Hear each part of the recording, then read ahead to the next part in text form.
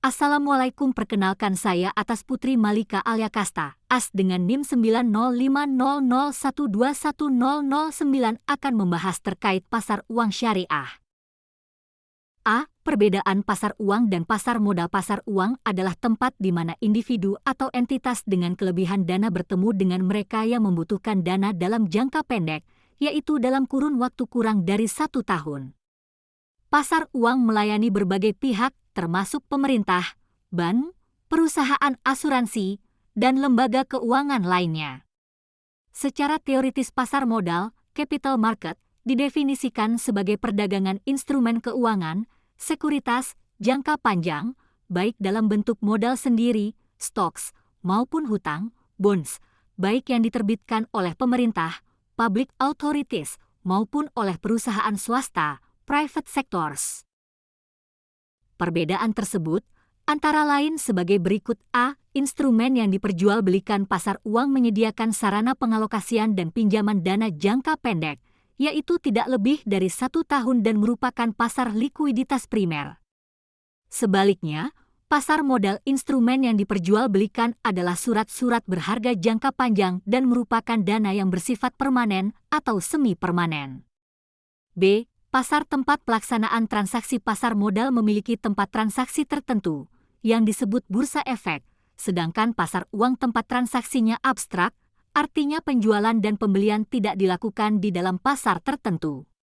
C. Struktur organisasinya. Pasar modal adalah pasar yang terorganisasi karena selain memiliki tempat transaksi khusus, pelaksanaannya juga diatur dan diawasi oleh otoritas pasar modal, yaitu Bapepamilka. Sedangkan pasar uang adalah pasar yang tidak terorganisasi.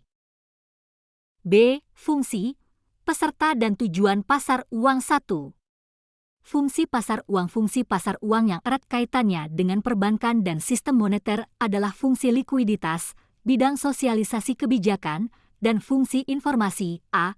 Menjadi mekanisme alternatif sebagai sarana pengendalian moneter tidak langsung oleh otoritas moneter dalam hal kemampuan informasi. C. Instrumen pasar uang di Indonesia, konvensional dan Islam. 1. Konvensional. A. Obligasi utang negara Treasury Bills, T-bills. B. Sertifikat Bank Indonesia, SBI. C. Slip penyetoran. D. Surat berharga, SBPU. E. Peringatan penipuan. F. Alat tulis.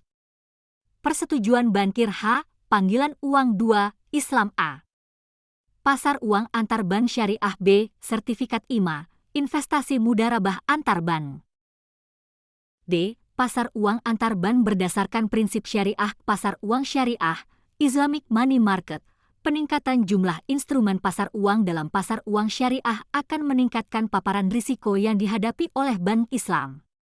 Contohnya, risiko kredit, risiko tingkat keuntungan, dan risiko likuiditas. Pasar uang antar bank syariah, PUAS, Islamic Interbank Money Market. Secara teoritis, idiom pasar uang mencakup pasar berdasarkan kepentingan instrumen jangka pendek dan pasar valuta asing.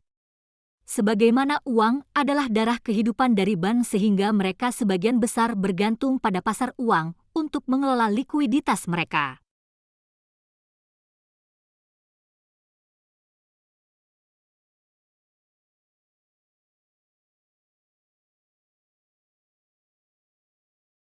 E. Pasar valuta asing. Pengertian pasar valuta asing, foreign exchange market, atau sering pula disebut dengan bursa falas, adalah suatu mekanisme di mana orang dapat mentransfer daya beli antar negara, memperoleh atau menyediakan kredit untuk transaksi perdagangan internasional, dan meminimalkan kemungkinan risiko kerugian akibat terjadinya fluktuasi kurs suatu mata uang. Peserta dalam pasar valuta asing. Transaksi di pasar falas terdiri atas 2 jenis tingkatan, yaitu antar bank atau wholesale market dan client atau retail market.